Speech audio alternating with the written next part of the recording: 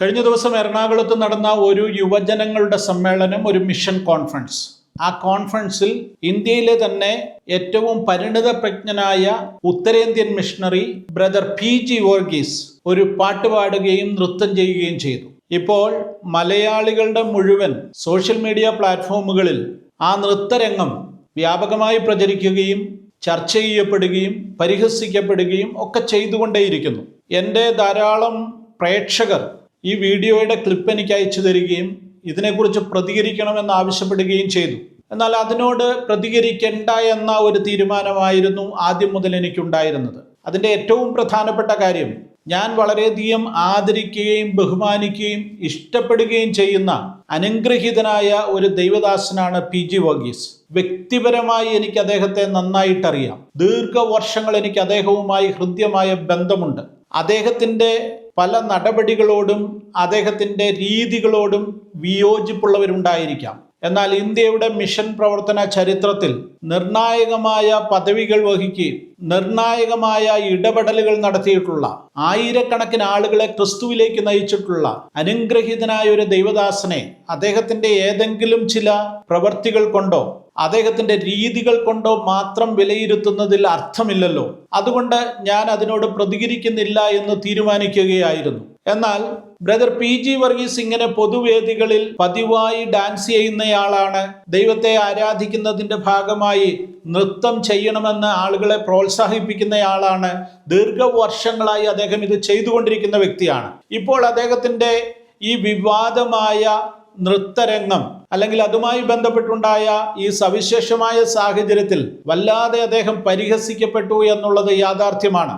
ഒരു ക്രിസ്തീയ വിശ്വാസിയെ സംബന്ധിച്ചിടത്തോളം, ഒരു സുവിശേഷകനെ സംബന്ധിച്ചിടത്തോളം പരിഹസിക്കപ്പെടുക എന്നുള്ളത് അത്ര പുതുമയുള്ള കാര്യമൊന്നുമല്ല.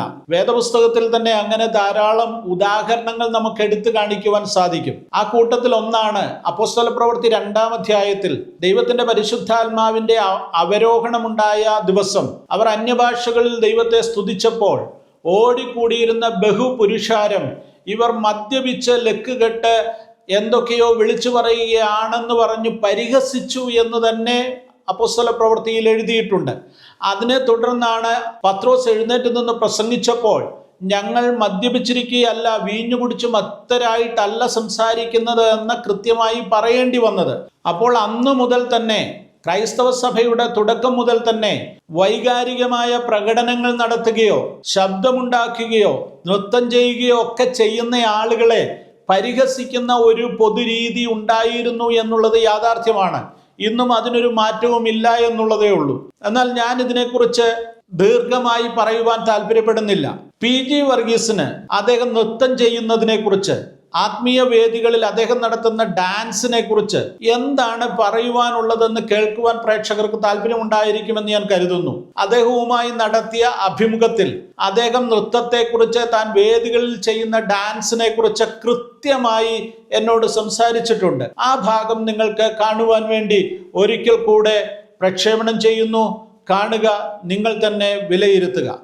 ഈ വേദികളിൽ പലപ്പോഴും ആത്മീയ ശുശ്രൂഷയുടെ ഗൗരവം നഷ്ടപ്പെടുത്തുന്ന രീതിയിൽ ഡാൻസ് കളിക്കുക, ഷാള് വീശുക, ഇങ്ങനെയൊക്കെയുള്ള കാര്യങ്ങളൊക്കെ ചെയ്യാറുണ്ട്. അതിൻ്റെ പുറകിലെന്തോ അതൊരു ഓക്വേർഡല്ലേ? എന്നെ ആരും ഇത് പഠിപ്പിച്ചല്ല. സാഹിബ്മാരെ കണ്ടിട്ട് പോലുമല്ല ഞാൻ ചെയ്തത്. ചിലർക്കൊക്കെ വിചാരമുണ്ട് ഞാൻ ഭാര്യയെ പൂഴ്ത്തി പറയുന്നത് സാഹിബ്മാരെന്ന് പഠിക്കാതിരിക്കും. അല്ല, സാഹിബ്മാർ അധികം പേരും പറയത്തില്ല, ഞങ്ങളൊന്ന് പറഞ്ഞതേ ഉള്ളൂ. അതുപോലാണ് ഈ ഷാള് വീശുന്നതും ഒക്കെ. ദൈവം എനിക്കൊരിക്കൽ പ്രേരണ തന്നു. ഞാൻ കൊടിയുണ്ടാക്കി ആളുകൾ കൊടുത്തു, വീശിക്കാട്ടെ. ഞാൻ തന്നെ ഷാളെടുത്ത് വീശി. അതുപോലെ തന്നെ ഞാൻ നൃത്തം ചെയ്യും. അത് ദൈവം ചിലർക്ക് ദാവീദ് നൃത്തം ചെയ്തു, വേറെ ആരെങ്കിലും നൃത്തം ചെയ്തു ഇല്ല. ഏലിയാവ് നൃത്തം ചെയ്തു ഇല്ല. അപ്പം ദൈവം എനിക്ക് തന്നൊരു വിളി. അതുകൊണ്ട് നൃത്തം ചെയ്യാത്തവരാരും ആത്മീകരല്ലെന്ന് ഞാൻ വിചാരിക്കും ഇല്ല. അപ്പം ദൈവം എനിക്ക് തന്ന ഒരു കാര്യമാണ് നൃത്തം ചെയ്യുക, അതുപോലെ തന്നെ ഷാൾ വീശുക. ഒരു ദൈവദാസൻ അദ്ദേഹത്തിൻ്റെ പാസ്വേഡൊക്കെ ചെന്ന് പറഞ്ഞു, എൻ്റെ മീറ്റിങ്ങിന് വന്നിരുന്നു എറണാകുളത്ത്. ഒന്നിച്ച് ഇവിടെ പോയിരുന്നു, PG വർഗീസിൻ്റെ മീറ്റിങ്ങിന് പോയിരുന്നു എറണാകുളത്ത്. ഓ ശരി, എങ്ങനെ ഉണ്ടായിരുന്നു മീറ്റിംഗ്? ഓ ഭയങ്കര ദുരുപദേശം. എന്താ പറ്റി? അവിടെ ഇങ്ങനെ കൊടിയൊക്കെ എടുത്ത് വീശുമായിരുന്നു. അന്നേരം പറഞ്ഞ് നമ്മുടെ മീറ്റിങ്ങിനും പണ്ട് K. എബ്രഹാം ഹാൻഡ് കർച്ചീഫ് എടുത്ത് വീശിച്ചിട്ടുണ്ട്.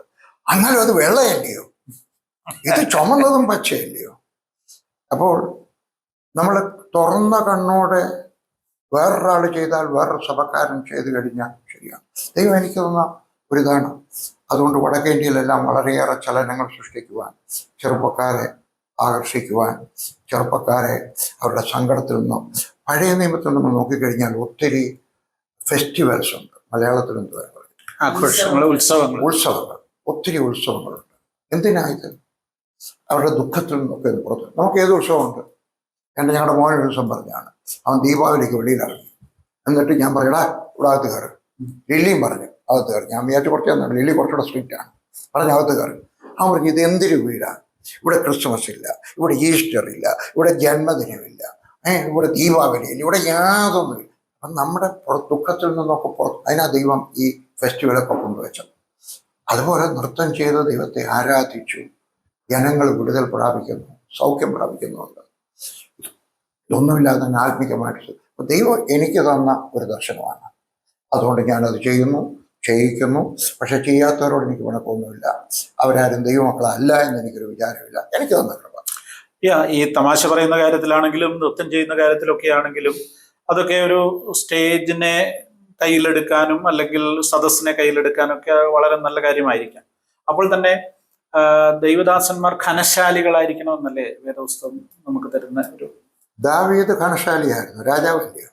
എന്നെ പോലെ തന്നെ അദ്ദേഹം പ്രവാചകനും പുരോഹിതനും എല്ലാമായിരുന്നു. അദ്ദേഹം നൃത്തം ചെയ്തു. അദ്ദേഹത്തിൻ്റെ വസ്ത്രം മാറി തുട കാണത്തക്കോണം നൃത്തം ചെയ്തു. ദാവീദ് ഘനശാലിയായിരിക്കണ്ടായിരുന്നു. അദ്ദേഹത്തിന് കൊടുത്ത ദർശനം.